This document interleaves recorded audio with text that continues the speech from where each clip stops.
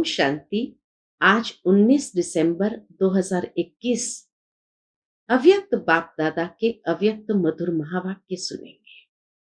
ये अव्यक्त मधुर महावाक्य अव्यक्त बाप दादा ने 13 दिसंबर 1989 को सुनाए थे, जिसमें विशेष बाबा दो प्रकार के बच्चों को देख रहे हैं।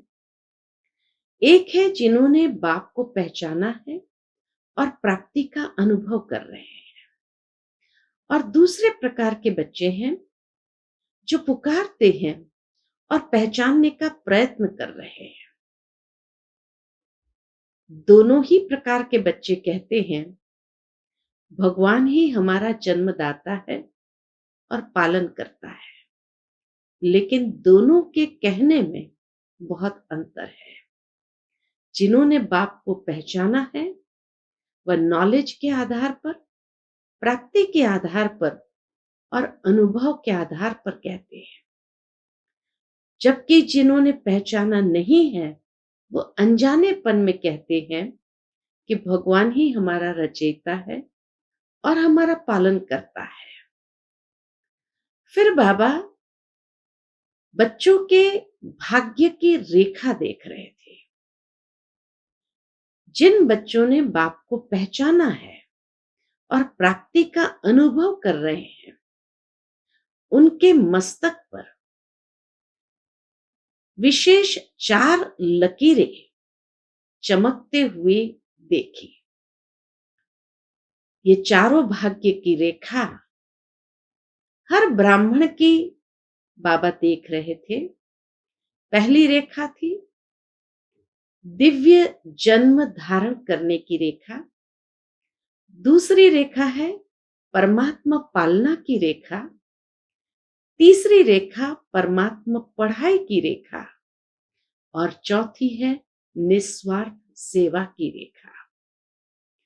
और ये चारों ही रेखा में बाबा यही देख रहे थे कि कितने बच्चों की ये चारों रेखा अखंड है, आदि से अब तक चमक रही है, लेकिन बाबा ने देखा वो बच्चे बहुत थोड़े हैं।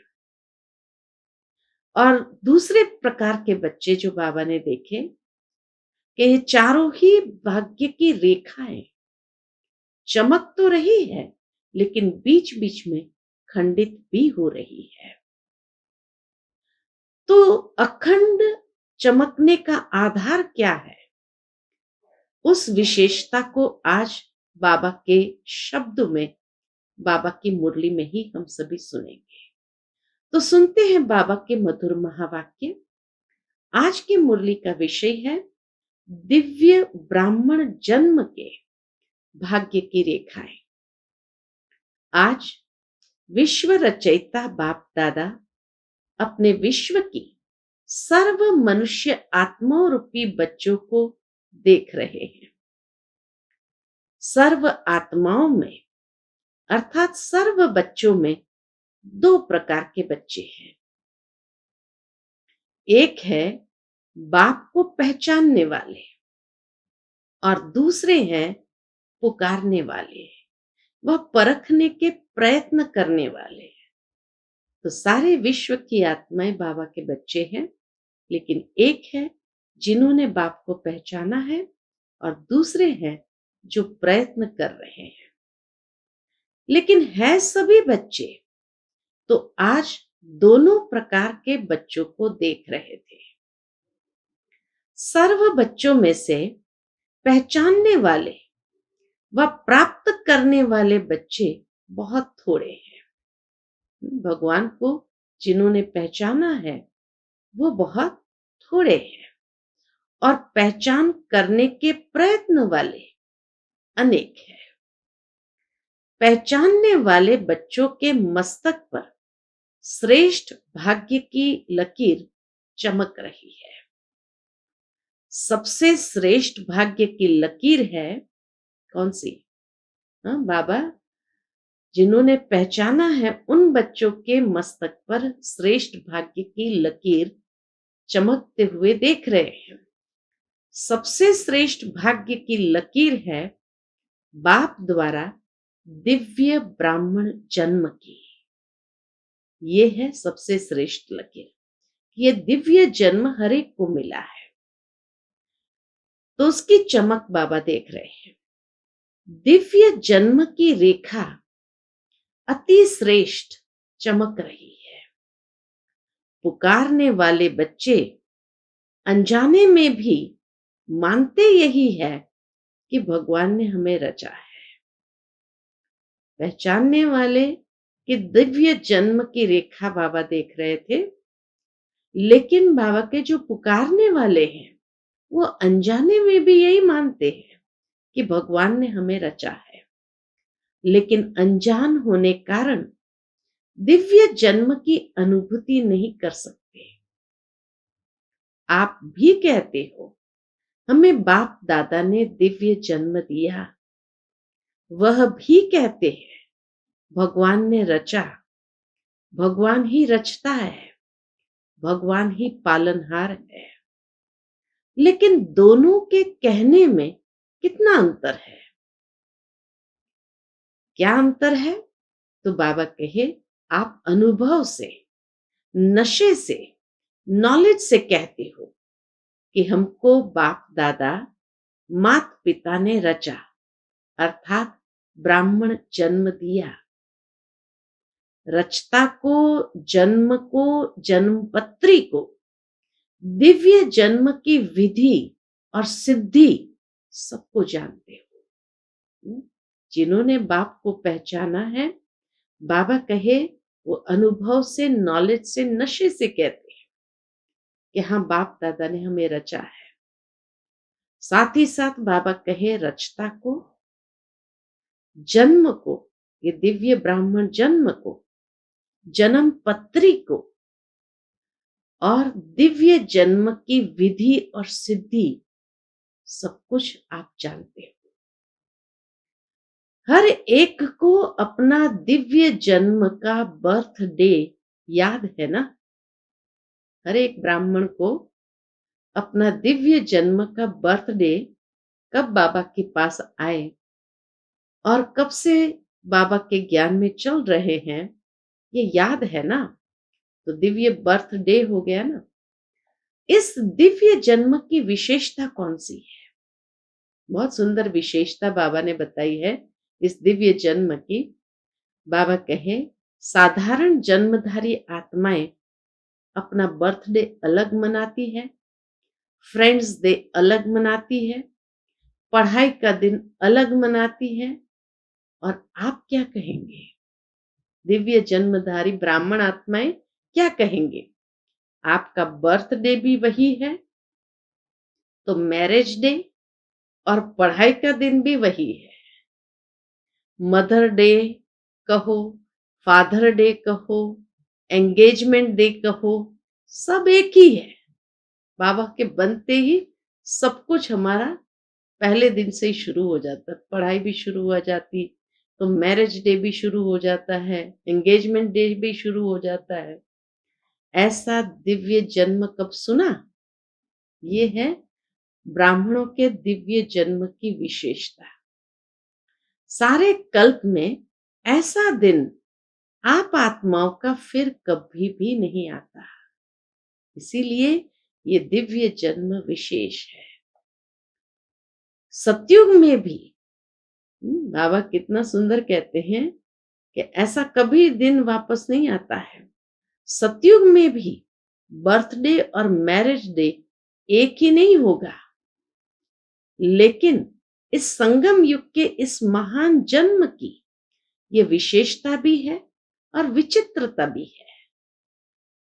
ये दिव्य जन्म की विशेषता भी है और विचित्रता भी है।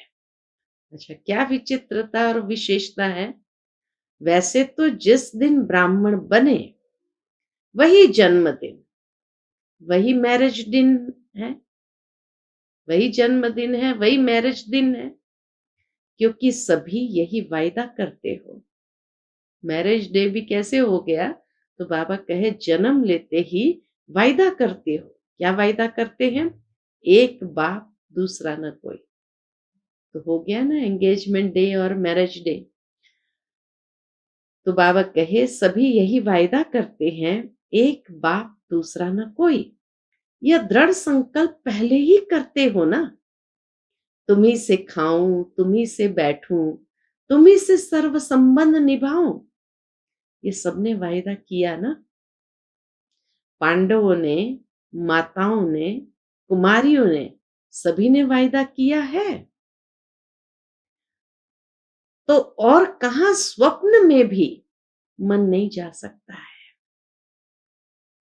ऐसे पक्के हो ना, वह कोई साथी चाहिए। सेवा के लिए कोई विशेष साथी चाहिए। तो साथी दिवस किसका मनाएंगे? बाबा के साथ का साथी दिवस मनाएंगे या किसी विशेष साथी के साथ का साथी दिवस मनाएंगे? सेवाधारी साथी का, वह बाप साथी है, उसका दिवस मनाएंगे। चाहे सर्विस करने वाले हैं, चाहे सर्विस लेने वाले हैं। एक है करने वाले, एक है सेवा लेने वाले। लेकिन सेवा के समय सेवा की, फिर इतने न्यारे और प्यारे बनो जो जरा भी विशेष झुकाव नहीं है। हाँ, तो इसीलिए बाबा कहे संगठन में ही रहना है, एक दूसरे के सहयोगी भी बनना है और सहयोगी बन करके चलना है। सेवाधारी भी है, लेकिन बाबा कहे सेवा के समय सेवा की, फिर इतने न्यारे और प्यारे बनो जो जरा भी विशेष झुकाव नहीं हो। जो सेवा में मदद करेगा वह विशेष होगा ना, चाहे भाई हो वह बहन हो। जो विशेष सेवा करता वह विशेष अधिकार भी रखेगा। तो सेवा के साथी बनो, लेकिन साक्षी होके साथी बनो। ये मुख्य अंडरलाइन की बात है कि सेवा के साथी बनो, लेकिन साक्षी होके साथी बनो। साक्षीपन भूल जाता है तो सिर्फ साथी बनने में बाप भूल जाता है। बहुत गहरी बात बाबा ने कही।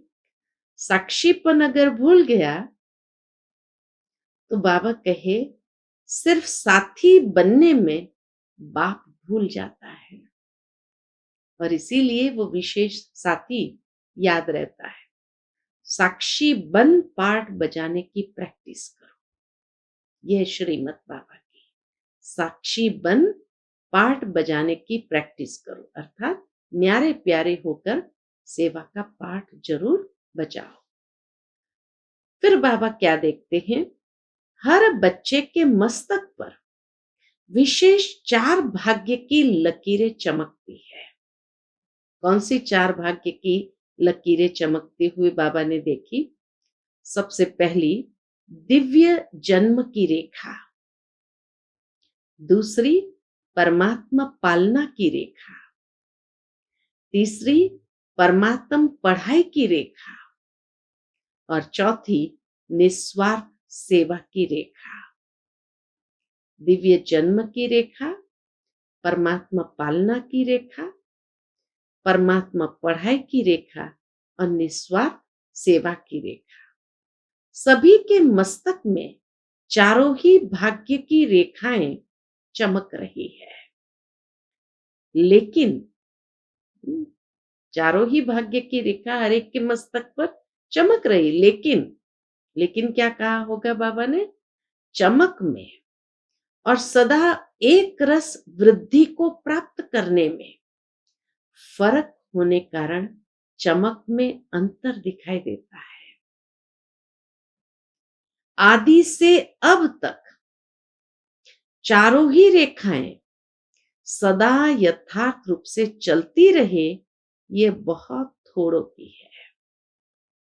चारों ही रेखा आदि से अब तक यथार्थ रूप से चलती रहे, बाबा कहे ये बहुत थोड़ों की है।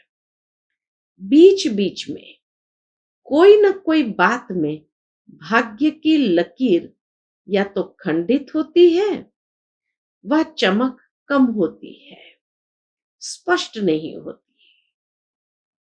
तो ये बाबा ने देखा कि यथार्थ रीति सदा चमकने वाली बहुत थोड़ों की है, तो बाकी की क्या है? बीच बीच में कोई ना कोई बात में भाग्य की लकीर या तो खंडित होती है या चमक कम हो जाती है, स्पष्ट नहीं होती। जैसे मिसाल देते हैं बाबा, जैसे हस्तरेखाएं भी देखते हैं ना, कोई की खंडित होती है, कोई की एक रस होती है, कोई की स्पष्ट होती है, कोई की स्पष्ट नहीं होती। बाप दादा भी बच्चों के भाग्य की रेखा देखते रहते हैं, और क्या देखते रहते हैं? दिव्य जन्म तो सभी ने लिया, लेकिन दिव्य जन्म की रेखा खंडित होती व स्पष्ट नहीं होती, क्योंकि अपने जन्म के धर्म में अखंड नहीं चलता, तो उनके भाग्य की लकीर खंडित होती है। खंडित किसकी होती या चमक कम किसकी होती? तो बाबा ने कहा, अपने जन्म के धर्म में, अर्थात हमारी धारणाओं में। हमारा धर्म कौन सा है? पवित्रता। ये दिव्य जन्म का धर्म ही है पवित्रता। तो बाबा कहे, अपने जन्म के धर्म में अखंड नहीं चलता, तो उनके भाग्य की लकीर खंडित होती है। धर्म क्या है, कर्म क्या है, उसको तो जानते हो ना। तो इसीलिए ये दिव्य जन्म की रेखा बाबा ने देखी, खंडित होने का आधार धर्म खंडित होता है। दूसरी बात, ऐसे ही परमात्मा पालना। अब परमात्मा पालना में बाबा ने क्या देखा? ऐसे ही परमात्मा पालना में तो सभी ब्राह्मण चल रहे हो, चाहे समर्पित हो चाहे प्रवृत्ति में हो, लेकिन बाप के डायरेक्शन से चल रहे हो, अर्थात श्रीमत के आधार से चल रहे हैं। प्रवृत्ति वाले भी क्या कहेंगे? पूछते बाबा प्रवृत्ति वालों से कि प्रवृत्ति वाले क्या कहेंगे? अपना कमाया हुआ खाते हो व बाप का खाते हो? बाप का खाते हैं ना, क्योंकि अपना सब कुछ बाप को दे दिया, तो बाप का ही हुआ ना। कितना सुंदर रीति से बाबा एहसास दिलाते हैं कि सबने जब बुद्धि से समर्पित कर लिया, तो चाहे समर्पित हो चाहे प्रवृत्ति में रहने वाले हो, लेकिन अपना नहीं खाते हैं, बाप का ही खाते हैं। चाहे कमाते भी हो, लेकिन कमाया हुआ धन बाप के हवाले करते हो या अपने काम में लगाते हो। ट्रस्टी हो ना, ट्रस्टी का अपना कुछ नहीं रहता। गृहस्थी में अपनापन होता है, ट्रस्टी अर्थात सब बाप का है। अपने हाथ से खाना बनाते हो तो भी समझते हो ना, ब्रह्मा भोजन खा रहे हो। पहले भोग किसको लगाते हो? इसीलिए समझते हैं कि बाबा का खा रहे हैं, क्योंकि पहले भोग किसको लगाते हो? बाप को अर्पण करते हो ना। अर्पण करना अर्थात बाप का खाना। ब्रह्मा भोजन खाते हो, चाहे बच्चों के अर्थ भी लगाते हो, वह भी डायरेक्शन अनुसार लगाते हो। जैसे समर्पित बहनें व भाई भिन्न भिन्न कार्य में तन मन भी लगाते, तो धन भी लगाते हैं। ऐसे प्रवृत्ति में रहने वाले भी चाहे तन लगाते चाहे धन लगाते, बाप की श्रीमत प्रमाण ही अमानत समझ कार्य में लगाते हो। ऐसे करते हो ना?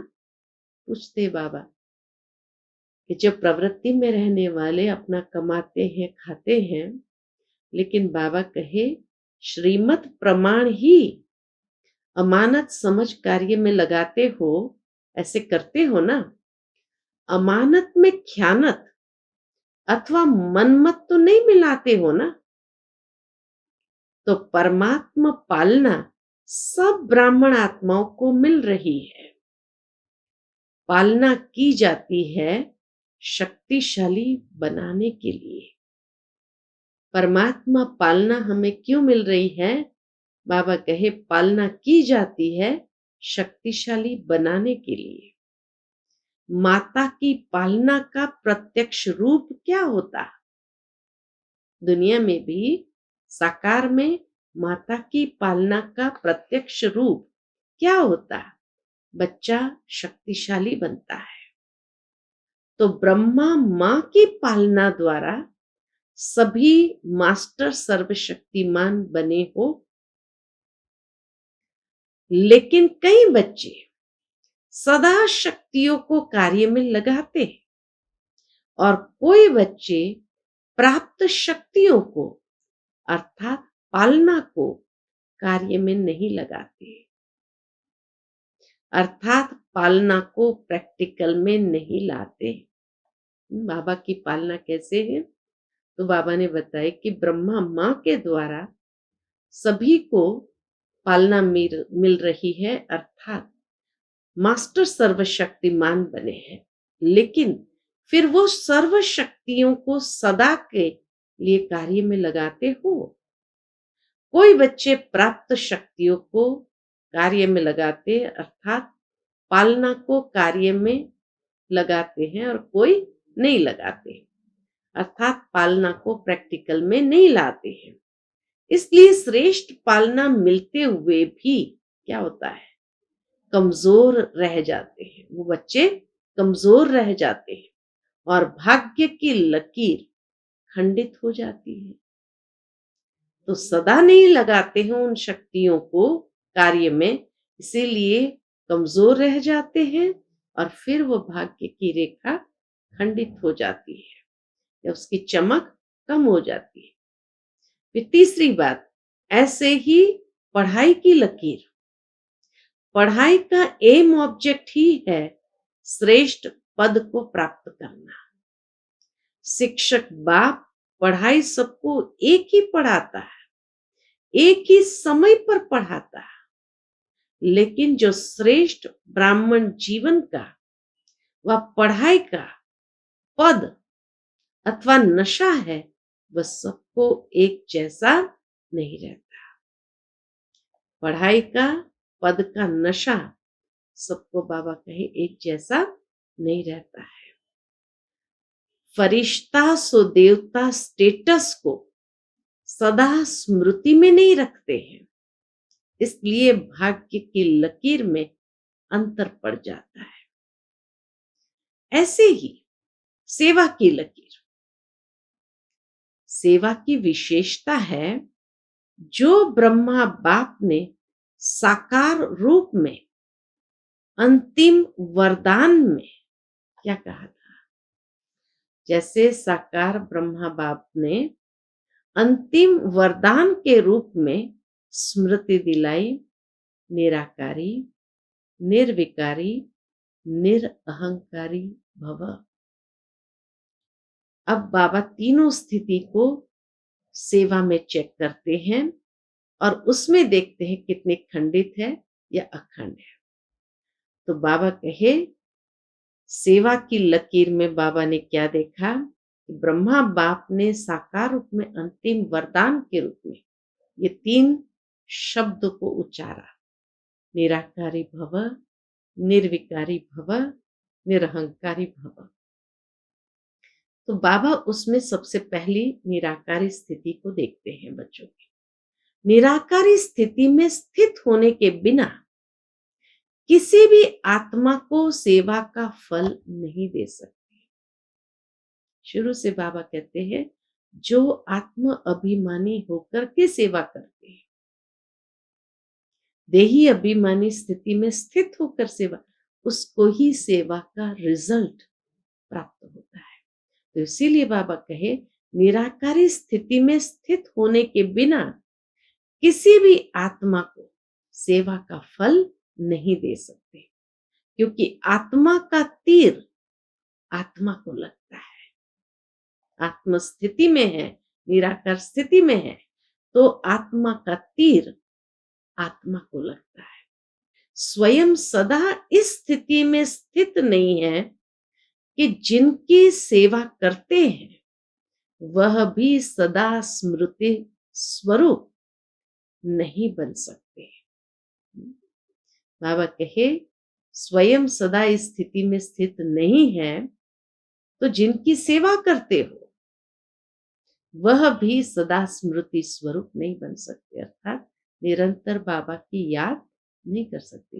कितना गहरा कनेक्शन बताया सूक्ष्म में बाबा ने कि स्वयं की निराकारी स्थिति होगी तो ही उस आत्मा को भी तीर लगेगा या उसका कल्याण होगा।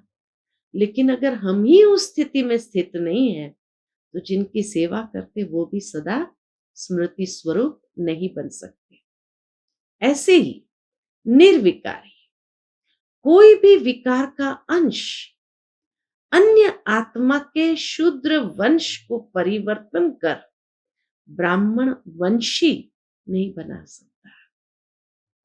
ऐसे निर्विकारी जो होंगे कोई भी विकार का अंश नहीं होगा तो बाबा कहे उस आत्मा के शूद्र वंश को परिवर्तन करके उसको भी ब्राह्मण वंश में ले आते। उस आत्मा को भी मेहनत करनी पड़ती है, इसीलिए मोहब्बत का फल सदा अनुभव नहीं कर सकते। और तीसरा निरहंकारी, उसका स्पष्टीकरण बाबा देते हैं। निरहंकारी सेवा का अर्थ ही है फल स्वरूप बन झुकना। जैसे निरहंकारी माना वो पूरा फल लगा हुआ वृक्ष, उसका अहंकार नहीं है, तो जो फल प्राप्त करने वाले होते हैं तो वो पेड़ भी झुक जाता है। तो निरअहंकारी सेवा का अर्थ ही है फल स्वरूप बन झुकना। बिना निर्माण बने, इतनी सुंदर बात बाबा ने कही, बिना निर्माण बने, निर्माण अर्थात सेवा में सफलता नहीं मिल सकती। तो निराकारी, निर्विकारी, निरअहंकारी, इन तीनों वरदानों को सदा सेवा में प्रैक्टिकल में लाना। तीनों ही बातों के वरदान को, निराकारी, निरहंकारी, निर्विकारी, तीनों ही वरदान को सदा सेवा में प्रैक्टिकल में लाना, इसको कहते अखंड भाग्य की रेखा। निस्वार्थ सेवा की रेखा इसको कहा जाता है। अब चारों ही भाग्य की रेखा को चेक करो कि अखंड है या खंडित है, स्पष्ट है या अस्पष्ट है। कोटों में कोई तो बन गए हैं, लेकिन बनना है कोई में भी कोई। कोटों में कोई तो बन गए बाबा कहे, लेकिन बनना है कोई में भी कोई। क्यों? सुनो बाबा की बात। जो कोई में कोई होगा वही अब सर्व का माननीय और भविष्य में पूजनीय बनता है। जो अखंड भाग्य के लकीरवान है उसकी निशानी क्या? जो अखंड भाग्य के लकीरवान है उसकी निशानी है वह अब भी सर्व ब्राह्मण परिवार का प्यारा होगा, माननीय होगा। तो माननीय होने के कारण सर्व की दुआएं श्रेष्ठ आत्मा के भाग्य की लकीर को चमकाती रहेगी। कितनी सुंदर बात बाबा ने कही। जो अखंड भाग्य के लकीरवान है, जिनकी खंडित नहीं हुई है, उसकी निशानी क्या? वह अब भी सर्व ब्राह्मण आत्माओं का प्यारा होगा। माननीय होने के कारण सर्व का प्यारा है, माना सभी सम्मान देते हैं और मान्य होने के कारण सर्व की दुआएं श्रेष्ठ आत्मा के भाग्य की लकीर को चमकाती रहती। ये है गहरे से गहरी। तो अपने आप से पूछो, मैं कौन? सुना आज क्या देखा? दुनिया वाले कहते हैं पालनहार है। जिन्होंने बाप को पहचाना नहीं, वो भी कहते पालनहार है, जन्मदाता है। लेकिन जन्मदाता का परिचय ही नहीं है। और आप नशे से कह सकते हो कि जन्मदाता परमात्मा कैसे है, पालनहार परमात्मा कैसे है। ब्रह्मा माँ की पालना भी मिल रही है और बाप की श्रेष्ठ मत पर योग्य आत्मा बन गए। बाप बच्चे को योग्य बनाता है और माँ शक्तिशाली बनाता है ना। परमात्मा को माता पिता कहा तो बाबा कहे बाप बच्चे को योग्य बनाता है और माँ शक्तिशाली बनाती है। दोनों अनुभव है ना। अच्छा, गीता पाठशाला वाले ज्यादा आए हैं। गीता पाठशाला वाले कौन हुए? गीता का ज्ञान सुनने वाले ये अर्जुन है। अर्जुन समझकर गीता ज्ञान सुनते हो या अर्जुन दूसरा है? मैं अर्जुन हूं यह समझते हो? पूछते बाबा गीता पाठशाला वाले को। सदैव ये अनुभव करके सुनो, मैं अर्जुन हूं। जब मुरली सुनते हो तो बाबा कहे सदैव ये अनुभव करते हुए सुनो, मैं अर्जुन हूं। मुझे विशेष भगवान गीता का ज्ञान सुना रहे हैं। गीता पाठशाला वाले तो सबसे नंबर 1 निकल जाएंगे। इस विधि से सुनो तो आगे चले जाएंगे। फिर बाबा टीचर्स को देखकर कहते हैं, टीचर्स को बिजी रहने के लिए गीता पाठशालाएं अच्छी है। गीता पाठशाला चक्रवर्ती भी बनाती, बिजी भी रखती, वृद्धि भी अच्छी होती है, मेहनत कम लेते हैं, मददगार ज्यादा बनते हैं। बलिहारी तो गीता पाठशाला वालों की है ना, इसलिए गांव वाले बाप को प्यारे लगते हैं। बड़े स्थानों पर माया भी बड़े रूप की आती है। गांव वालों को माया भी गांव वाली आती है, छोटी छोटी आती है। इसलिए बहुत अच्छे हो गांव वाले। बाबा कहे बहुत अच्छे हो गांव वाले, ज्यादा संख्या कहाँ की है। लेकिन अभी तो सभी मधुबन निवासी हो, चाहे गांव वाले हो शहर वाले हो। बाबा कहे अभी तो सभी कौन हो, मधुबन निवासी हो। सभी टीचर्स की परमानेंट एड्रेस कौन सी है? मधुबन है ना। वह दुकान है या घर है? मधुबन घर है, सेवा स्थान वो दुकान है। ज्यादा क्या याद रहता है, घर या दुकान?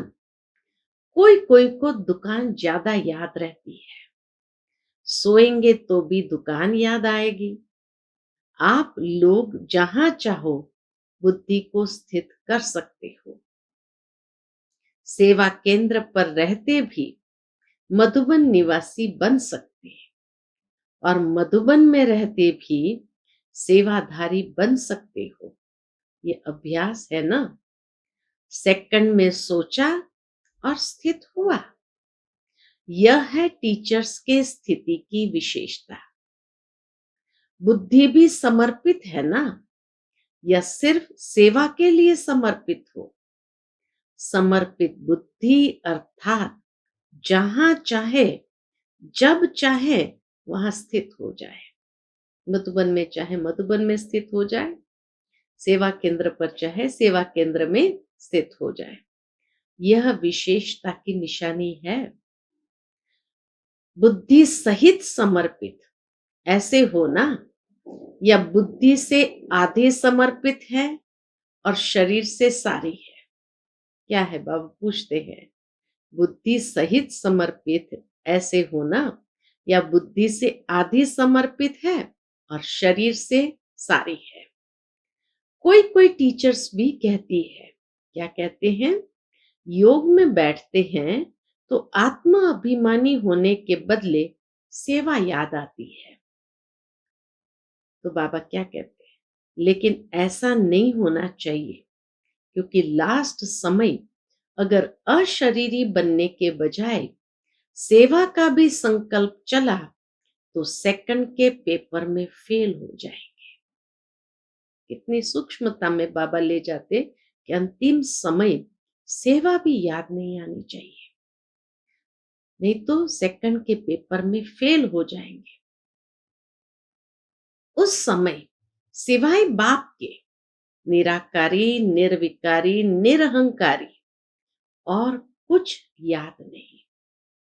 ब्रह्मा बाप ने अंतिम स्टेज यही बनाई ना, बिल्कुल निराकारी। सेवा में फिर भी साकार में आ जाएंगे, इसीलिए ये अभ्यास करो। जिस समय जो चाहे वह स्थिति हो नहीं तो धोखा मिल जाएगा। अंतिम समय जिस समय जो स्थिति चाहो वह अगर नहीं हुई तो बाबा कहे धोखा मिल जाएगा।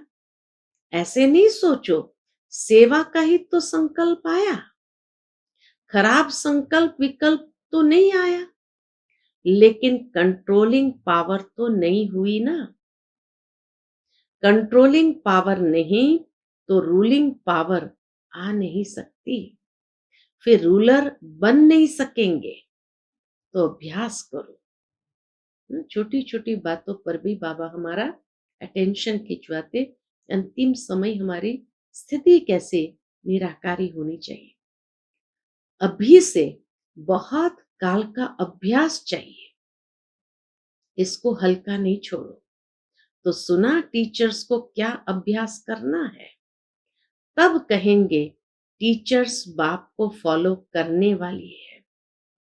सदा ब्रह्मा बाप को सामने रखो और 3 वरदान याद रखो और फॉलो करो। यह तो सहज है ना, यह अंतिम वरदान बहुत शक्तिशाली है।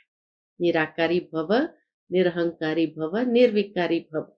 बाबा कहे ये अंतिम वरदान बहुत शक्तिशाली है।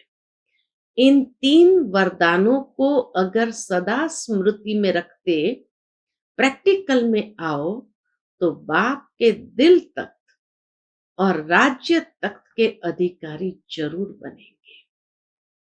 अच्छा, सर्व बाप समान सदा नॉलेजफुल पावरफुल बच्चों को सदा भाग्य विधाता द्वारा श्रेष्ठ भाग्य की स्पष्ट रेखाओं वाले भाग्यवान बच्चे, सदा बाप समान त्रिवरदान प्राप्त हुए विशेष आत्माओं को सदा ब्राह्मण जन्म की पालना और पढ़ाई को आगे बढ़ाने वाले ऐसे अखंड भाग्यवान बच्चों को बाप दादा का याद प्यार और नमस्ते। हम सब रूहानी बच्चों की रूहानी माता पिता बाप दादा को याद प्यार, गुड मॉर्निंग और नमस्ते नमस्ते। शुक्रिया बाबा, शुक्रिया। फिर बाबा की जोन वाइज बच्चों से मुलाकात रही तो अव्यक्त बाप दादा महाराष्ट्र ग्रुप से मिलते हैं। सदा अपने को सर्व प्राप्तियों से भरपूर अनुभव करते हो, कभी खाली तो नहीं हो जाते, क्योंकि बाप ने इतनी प्राप्तियां कराई है, अगर सर्व प्राप्ति में जमा करो तो कभी भी खाली नहीं हो सकते।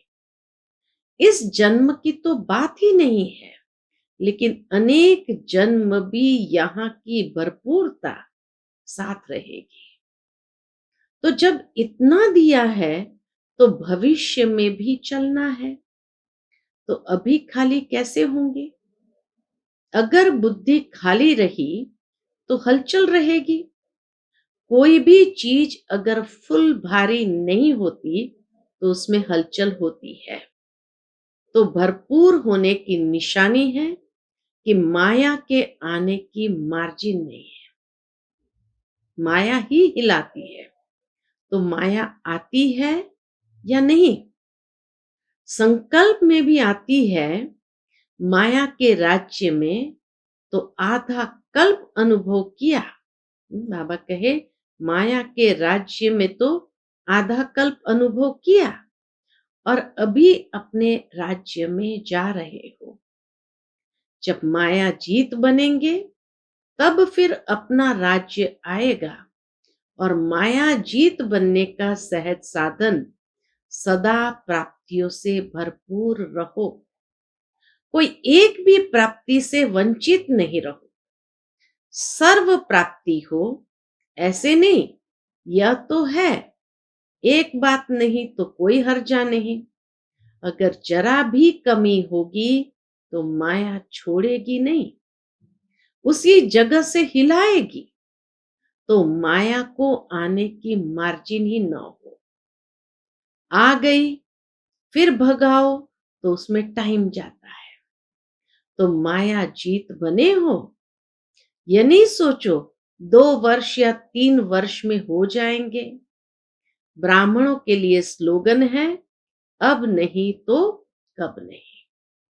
अब समय की रफ्तार के प्रमाण कोई भी समय कुछ भी हो सकता है। इसलिए तीव्र पुरुषार्थी बनो।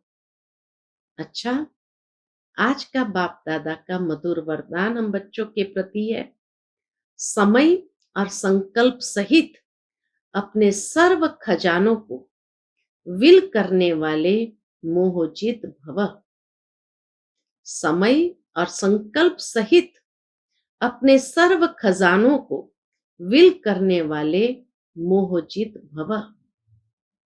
जैसे बच्चे को सब कुछ विल किया जाता है, ऐसे आप लोग भी बाप को अपना वारिस बनाकर सब कुछ विल कर दो तो विल पावर आ जाएगी। इस विल पावर से मोह स्वतः नष्ट हो जाता है। इस विल पावर से क्या होगा? मोह स्वतः नष्ट हो जाएगा। जैसे साकार बाप ने पूरा ही अपने को विल किया, वैसे आप लोग की जो स्मृति है, समय और संकल्पों का खजाना है, उसे विल करो। तो बाबा कहे जैसे साकार बाप ने पूरा ही अपने को विल किया, वैसे आप लोगों की जो स्मृति है, समय और संकल्पों का खजाना है, उसे विल करो। अर्थात श्रीमत प्रमाण सेवाओं में लगाओ तो मोहजित बंधन मुक्त बन जाएंगे।